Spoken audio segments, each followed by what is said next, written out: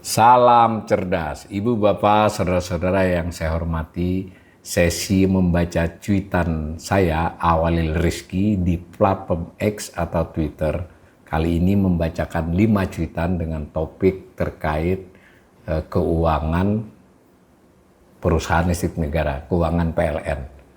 Nah, cuitan pertama saya menampilkan grafik dari tahun 2010 sampai 2024 data terkini dengan sumber laporan tahunan PLN ya. PLN membuat laporan tahunan, juga ada laporan keuangannya. Nah, di situ saya menggambarkan 3 aspek neraca dari PLN, yaitu aset, ya, liabilitas, kewajiban atau utang ya. Liabilitas itu sama dengan kewajiban sama dengan utang. Kemudian ekuitas atau modal. Nah kan pada tahun 2024 per akhir 31 Desember itu PLN itu memiliki aset sebesar 1.772,38 triliun. Sedangkan liabilitasnya, wajibannya 711,22 triliun. Adapun ekuitasnya modalnya 1.061,16 triliun. Nah, itu saya gambar dari 2010, itu yang paling kanan adalah data 2024 per 31 Desember. Yang biru menunjukkan aset, yang orange itu menunjukkan utang, kewajiban, yang hitam menunjukkan ekuitas. Nah, kalau kita lihat terjadi kenaikan aset dan kenaikan ekuitas yang signifikan. Yang signifikan itu artinya tidak pattern, tidak sesuai polanya, melompat lah. Itu terjadi pada tahun 2015. Mengapa? Karena pada tahun 2015 itu PLN sebagai salah satu BUMN, beberapa BUMN besar dilakukan revaluasi. Revaluasi itu penilaian ulang ya, penilaian ulang aset. Biasanya terutama sekali tanah ya, lahan. Karena tanah ya, waktu dicatat di harga perolehan atau terakhir direvaluasi 10 tahun sebelumnya, nah ini direvaluasi, sehingga dengan revaluasi tersebut di 2015 PLN asetnya melonjak karena perhitungan kembali nilai asetnya. Nah, asetnya melonjak, ekuitasnya melonjak karena pada tahun itu utang bertambahnya normal. Nah, akibat revaluasi maka si ekuitas melampaui utang. Pada tahun-tahun sebelumnya modal di bawah utang ya nilainya, setelah revaluasi modal di atasnya. Nah, kemudian perlahan-lahan aset tetap naik, naik cukup lumayan dari tahun ke tahun, sementara modal naiknya landai. Nah, kenapa aset naik padahal tidak ada lagi revaluasi? Salah satu sebabnya adalah utang, karena utang itu kemudian kalau utang itu dibelikan aset kan, atau dirubah menjadi aset, ya otomatis asetnya naik, utangnya naik. Jadi bertambahnya aset karena bertambahnya utang, terutama terjadi pada 2017, 18, dan 19, dan diulangi kembali 2024 ini. Jadi itu ada proyek-proyek PLN yang membuat PLN berutang, dengan itu juga asetnya bertambah. Jadi itulah faktanya bahwa utang PLN mencapai 711 triliun ya. Sekalipun ekuitasnya lebih tinggi dari utangnya. Tapi jangan lupa perusahaan seperti PLN ini yang namanya ekuitas, aset dikurangi utang, itu ekuitasnya itu ya ada yang berupa barang-barang yang tidak mudah liquid yaitu ya. Jadi maksudnya biar dia dihitungnya asetnya misalnya tinggi tadi, itu antara lain bisa jadi tiang listrik, kabel, itu sederhana, tapi pembangkit, nah mesti harus dilihat rinciannya, apakah pembangkit semua masih produktif, ataukah nilainya sudah, nilai produktivitasnya sudah melemah, itu soal lain. Tapi bagaimanapun yang tampak kenaikan aset lebih disebabkan kenaikan utang di dalam 9 tahun terakhir, itu cuitan pertama. Nah, cuitan kedua masih tentang keuangan PLN, tapi yang disoroti adalah rugi labanya. Jadi ada pendapatan, PLN kan memperoleh pendapatan ya dari pembangkit,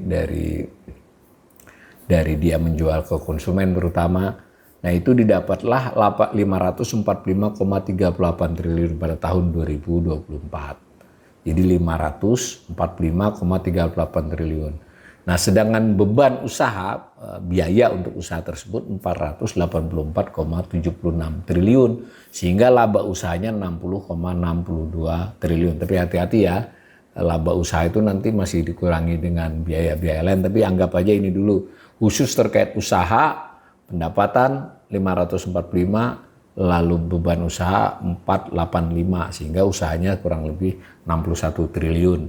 Nah kalau kita lihat gambarnya, itu di pendapatan itu sudah termasuk subsidi dan kompensasi. Nanti di cuitan lain kita jelasin subsidi apa, kompensasi apa. Ini udah penjualan biasa, ditambah subsidi, ditambah kompensasi. Nah kalau kita lihat biru, penjualan memang meningkat, tetapi diimbangi oleh beban yang meningkat juga, sehingga yang hitam laba usaha ya sedikit menaik tapi kan datar saja itu, bahkan cenderung stagnan di beberapa tahun. Nah, artinya dari sisi ini bisa dihitung soal efisiensi misalnya. Ini informasi awal dulu aja, nanti kita akan assessment khusus PLN. Nah cuitan ketiga, nah saya ulangi lagi di grafik data dari cuitan sebelumnya yang disebut dengan laba usaha yang biru itu. Nah, tapi cuma di cuitan sebelumnya itu bersifat diagram batang. Nah ini bersifat diagram garis ya, grafik ya, itu sama tapi angkanya. Nah lalu dihitung beban pendapatan lain-lain, bersih ya, beban pendapatan itu mau beban lain-lain, pendapatan lain-lain. Lalu ada kurs, jadi karena PLN ini ada kaitan transaksinya kurs, itu bisa rugi dan bisa untung. Nah di sini tercatat rugi 6,78 triliun tahun 2024 ya maksudnya. Tadi yang beban dan pendapatan secara neto rugi 2,13, maksudnya biaya. Lalu ada beban keuangan. Beban keuangan ini terutama bayar bunga ya. Ini gede, 24,42 triliun. Lalu juga ada pajak. Jadi pajak penghasilan 10,51 triliun. Maka bersihnya laba tahun berjalan setelah pajak itu hanya berapa itu? 17,76 triliun tahun 2024. Nah, yang biru mengulangi kembali grafik laba usaha, yang orange menunjukkan laba tahun berjalan.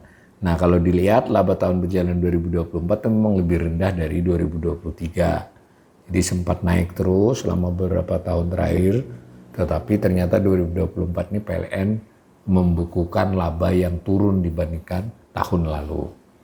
Nah, cuitan yang keempat itu menjelaskan sedikit, menambahi keterangan terkait tadi pendapatan yang dicuitan ke berapa ya tadi, 2 ya. Nah di sini ada yang dikenal dengan pendapatan kompensasi. Jadi beda ya, kalau subsidi itu adalah subsidi pemerintah atas golongan tarif yang menurut peraturan Menteri SDM-nya adalah subsidi. Nah sedangkan kompensasi ini diberikan kepada golongan tarif yang sebenarnya tidak subsidi, tapi ada aturan yang sedemikian rupa, selisih harga produksi dan harga jual itu ada bagian yang harus dibayar pemerintah melalui APBN, namanya kompensasi. Jadi beda ya, kalau subsidi nanti di belanja subsidi, kompensasi ini beda, kompensasi ini sering keluar di belanja lain-lain ya. Tapi tetap ada. Nah itu baru mulai tahun 2018, kalau subsidi sudah lama, kalau subsidi sudah sejak awal kan.